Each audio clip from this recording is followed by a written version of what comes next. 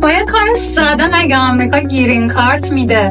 بله که میده، تعجب نداره. بیاین تا بهتون بگم چطوری. برای کار فقط به یک چیز احتیاج داریم: Perm Labor Certification، مجوز رسمی وزارت کار آمریکا که نشون میده هیچ نیروی واجد شرایط آمریکایی به جز شما واسه این شغل وجود نداره. اول از همه کارفرما باید موقعیت شغلی رو تو همه منابع رسمی مثل سایت‌های شغلی و روزنامه‌ها آگهی کنه. بعد از اون کارفرما موظف همه داوطلبای آمریکایی که واسه اون شغل اپلای کردن بررسی کنه.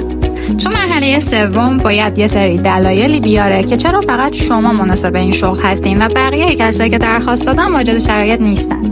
تو مرحله بعدی فرم فرم ثبت میشه. تو مرحله پنجم وزارت کار همه اون دلایل رو بررسی میکنه و اگر قانع بشه مجوز کار شما صادر میشه. تو مرحله آخر کارفرما برای گرین کارت شما اقدام میکنه.